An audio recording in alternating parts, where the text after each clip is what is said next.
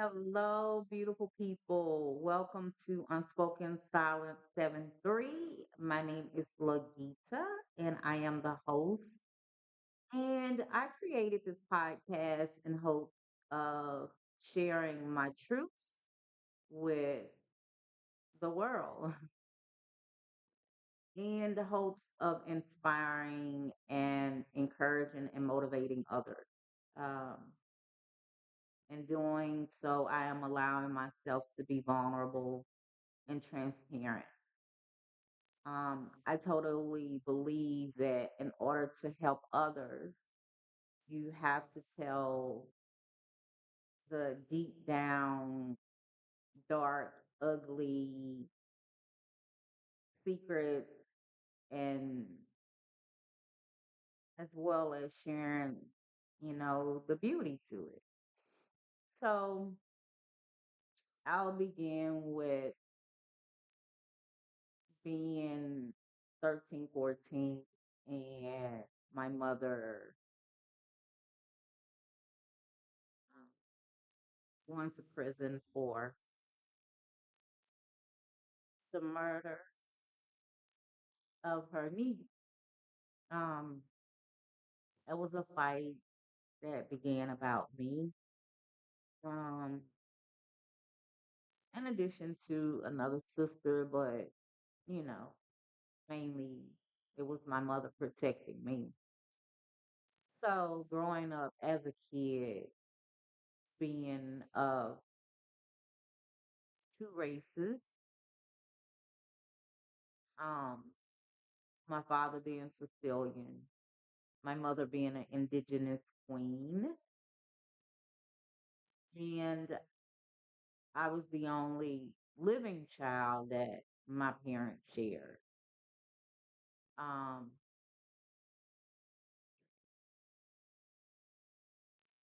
I was probably considered pretty much like the outcast of the family. Um, and it's so many things that goes into this racist comments, racism at the hands of those that claim to love me, my own family. So I will go on. So my mother and cousin had gotten into an argument over about me, which led to them getting into a fight with adult family members there watching and no one trying to stop. But I had an aunt there that was, what we want to use, edging on mother by walking through the house, picking up hair off the floor and, saying, "Oh, look at your hair," which, would start more fighting. So anyway,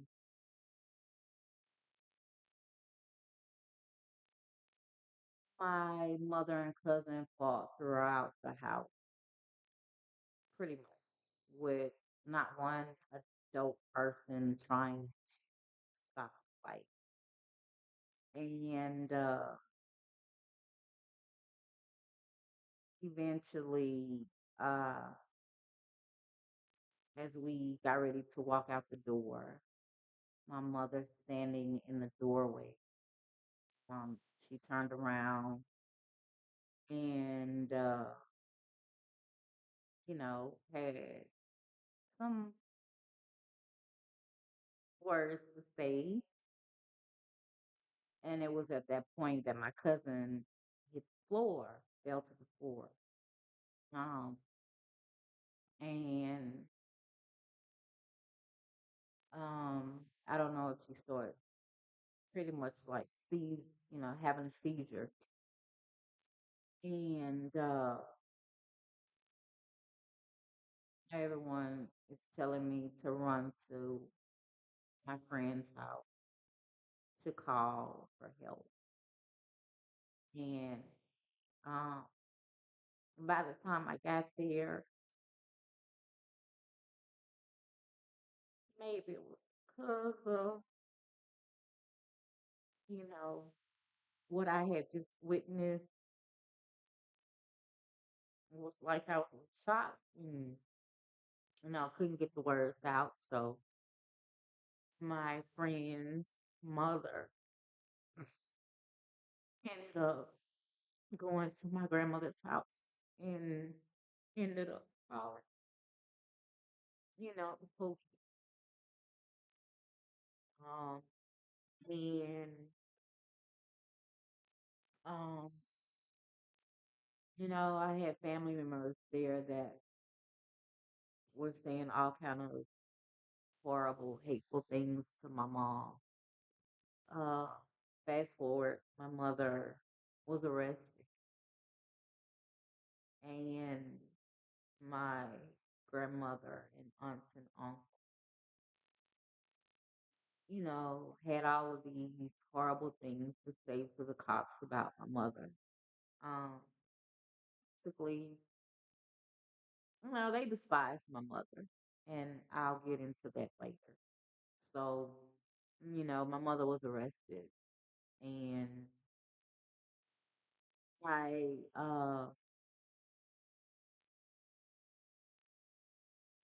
had to, you know, stay at my grandmother's house, um, at the time. Uh, my mom going to jail and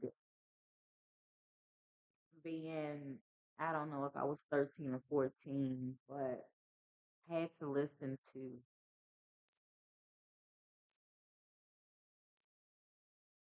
my family members downgrade and belittle my mother, awful things in front of me. And I can remember all the times that I would just cry and try to defend my mother because regardless to what had happened, she was still my mother and I loved her with everything in me. So, um, in the process of my mother being arrested while she was, being questioned and things like that, my cousin lost her life. She passed. On top of that, they found out that she was pregnant. So my mother was taken away. And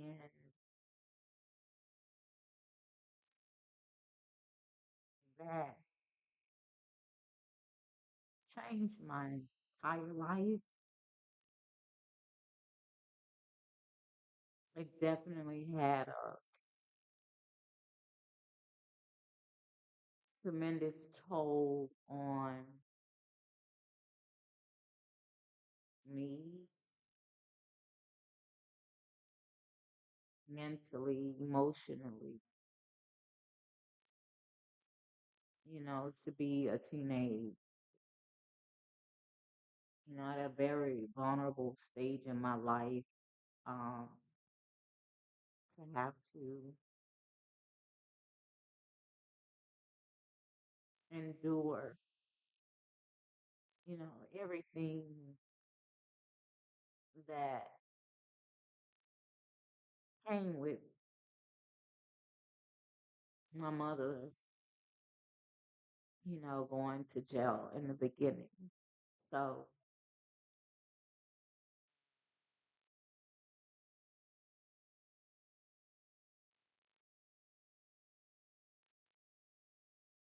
eventually my mother was sentenced to prison 17 and a half years. I remember my family members putting all sorts of horrible things in the newspaper about my mom. I remember those uncles that broke into my mother's house, our home. I remember the uncle that sold my mother's car. I remember listening to them almost every day.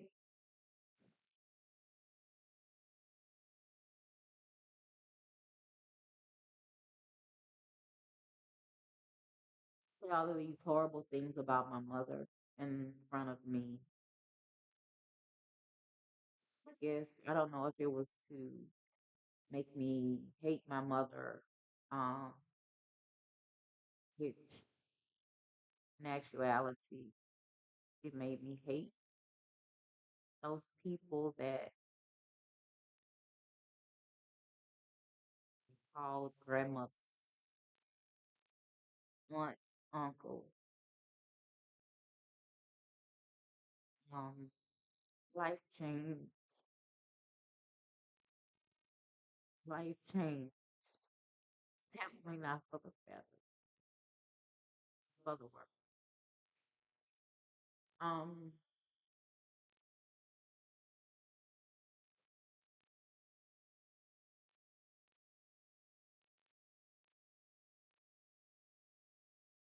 as a young teenage female, um,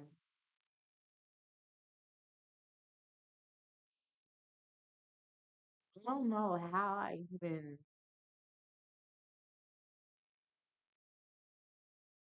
was able to, you know, go on in spite of the fact that my world had been basically torn upside down, ripped away,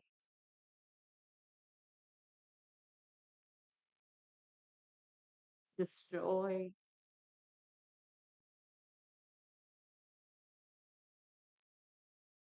I used to walk the streets at night.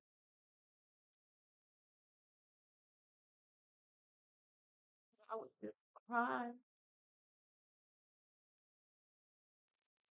because of the mistreatment of my so-called family.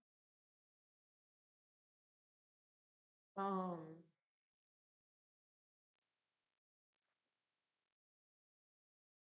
my mother had instilled so many things in me. You know, um, I could cook, I could clean, so I took all of those things with me while she was away. And,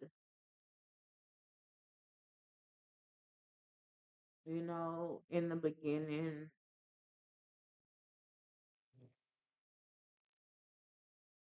uh, who remember the children, I say children, those people that I call friends. I was in junior high. I remember, being teased and saying that my mother was a murderer. I remember going to school, just sitting in class, not caring. I didn't care. Um, but in spite of that event, I still decided to make something of myself. I didn't use it as a excuse or as a crutch to um not do anything with my life and you know be another stereotype for people to say, her mother went to prison, look at her, she's in the street, yada, yada, yada. I was determined at 14 to prove everybody wrong. And I did. I did. So, I'll, go further into the, things. But if this is to any child, teenager whose parent or parent has been, you know, sentenced to prison, whether you are in foster care or with another family member, I want to say that you have to still keep going in spite of all the pain, all the hurt. Can't stop living. You have to keep pushing. Just don't give up. Can't give up. My saying that I love to say is it's okay to bend, but don't break. As much as you may feel broken, to say the least, it's okay to bend, but don't. So hope that hearing, this can provide some type of inspiration and encouragement to some other teenager or young young child who, you know, parent or parents are incarcerated. You can't give up. You can't allow the enemy. You can't allow what happened to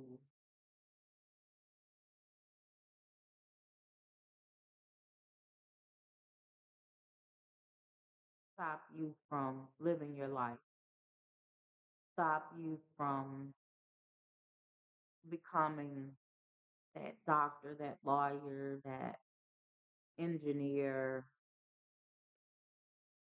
Don't allow it to stop. Don't allow it to hinder you. We all face,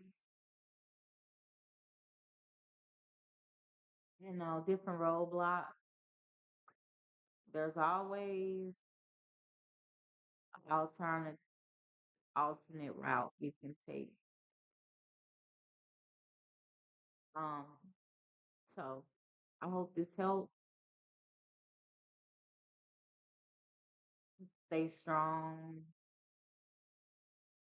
If you need to reach out to me, feel free to. Um, I know what it feels like. I can definitely relate. So I love you. God loves you. Just don't give up on yourself. Don't give up on your dreams. Don't give up. The most important, one of the most important things was for me was that I had to make my mother proud.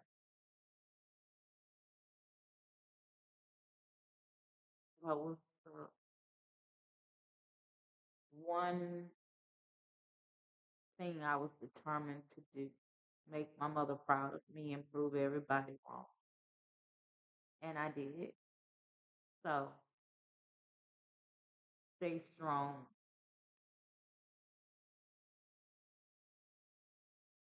It's hard. I know it's hard. I know what it feels like. But you can get through this and you will. Just don't give up. Don't give up. Um, This is just the beginning of me sharing my truth. So thank you for listening. And I hope that this somehow inspires and encourages or motivates someone, even if it's only one person.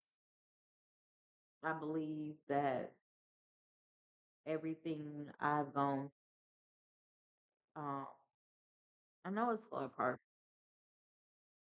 and I believe that purpose is to do what I'm doing, share my testimony, and share my truth,